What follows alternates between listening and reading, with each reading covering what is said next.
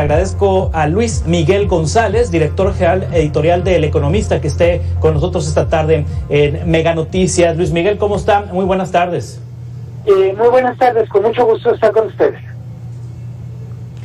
Luis Miguel, ¿es posible una reforma fiscal, una propuesta de reforma fiscal tentativamente en el segundo semestre de este año, sin nuevos impuestos, sin crear nuevos impuestos y sin incrementar los ya existentes, como ha dicho el presidente López Obrador?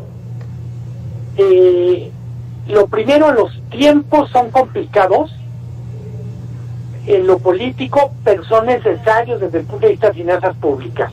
Entonces yo diría, es difícil, pero se tiene que hacer. Y luego vamos a la segunda parte de tu pregunta, que es, ¿se puede sin subir impuestos, sin incrementar los que se tienen?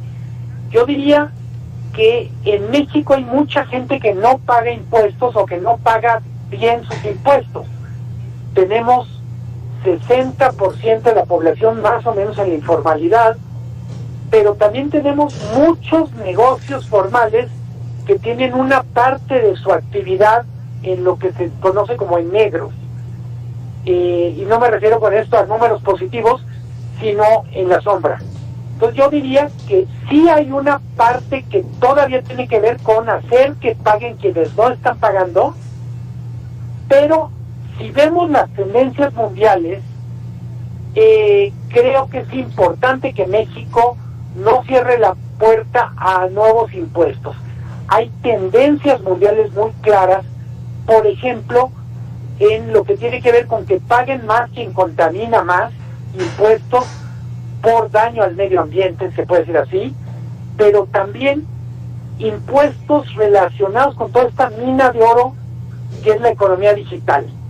Si los datos, la información es el nuevo petróleo, pues que ese nuevo petróleo pague aunque sea un poquito.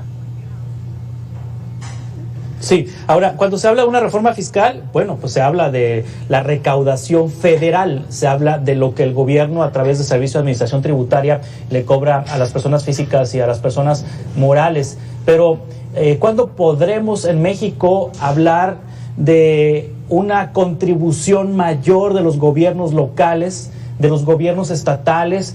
Porque los gobiernos locales y estatales son muy buenos para pedir y son muy malos para cobrar. Tienes mucha razón. Una reforma fiscal en México implica que los gobiernos locales, con esto quiere decir ayuntamientos y estados, hagan un mayor esfuerzo. Creo que el primer impuesto que todo mundo puede tener en la cabeza es el predial.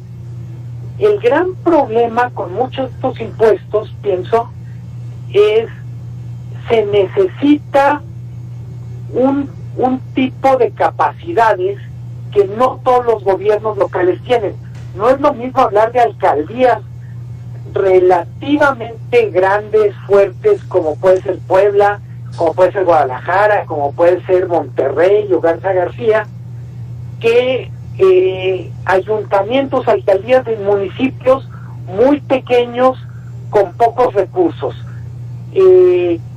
Hay quien dice, bueno, es que habría que pensar una especie de ISO 9000, valga la expresión, en donde hubiera una sola forma de manejar los registros catastrales a partir de los cuales se pudiera mejorar la captación de los impuestos. Tú decías, los gobiernos locales son muy buenos para pedir y malos para hacer. Yo diría, es verdad la segunda parte, son malos para hacer, pero tampoco yo diría que son muy buenos para pedir. Creo que el diálogo entre los diferentes niveles de gobierno en general es muy pobre, muy politizado, le faltan más elementos técnicos. Tienen razón los gobiernos locales al pedirle más al gobierno federal, sobre todo transparencia en tiempos de entrega, criterios, pero con frecuencia los argumentos terminan siendo súper políticos y muy poco técnicos. Sí, otro asunto, Luis, Miguel González, director editorial del Economista, usted nos dice, hay que concentrarse en el nuevo petróleo, que son los datos, que son las plataformas digitales, todos estos servicios electrónicos, que habría que crear impuestos y cobrar mejor sobre los mismos, y también que paguen más los que contaminan más. Hay muchos estados que dejaron de cobrar la tenencia, hay pocos estados que cobran la tenencia. ¿Sería viable retomar la tenencia en el país? Yo diría que en abstracto sí, técnicamente es posible, pero siempre hay un costo político.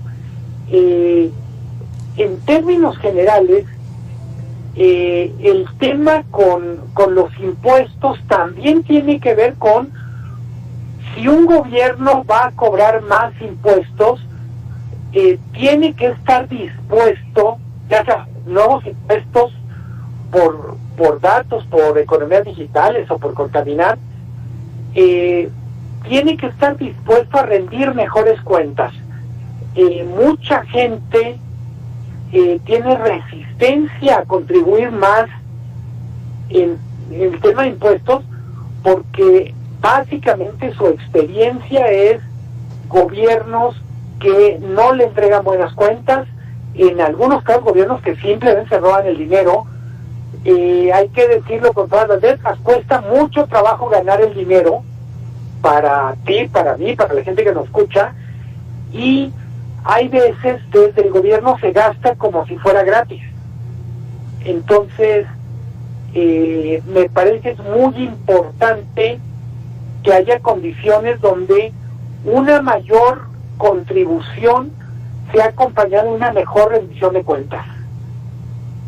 Sí, bueno, además el SAT, el Servicio de Administración Tributaria, está mostrando cifras, ayer lo revelaba el gobierno federal, cifras positivas en materia de recaudación, están recaudando mejor que el año pasado y este gobierno recauda mejor que el gobierno de Enrique Peña Nieto. Han cambiado ya la perspectiva, la idea que tiene este gobierno es que se le respete al SAT, que se le tenga hasta miedo al SAT y no que se le vea como una autoridad débil o blanda, que paguen los que tienen que pagar. ¿Cómo calificaría la recaudación actual de este gobierno a través del SAT? El SAT ha hecho un muy buen trabajo, que también hay que decir, no solo es un asunto de meter miedo, en algunos casos es un asunto técnico, ha mejorado mucho el tema de bases de datos informáticas, etcétera, donde cualquiera de los que nos está escuchando, más los que son contadores o contadoras, podrán dar fe de lo que voy a decir, pero el SAT puede saber en qué gastaste, cómo gastaste, cuándo moviste dinero en una cuenta. Eso implica, yo diría, mucho más sutileza informática. En 2021, yo insisto, reconozco que el trabajo del SAT es bueno.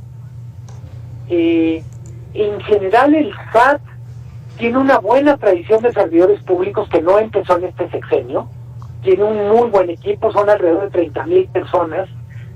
Pero yo diría, más que más fuerza, yo esperaría mucho más astucia.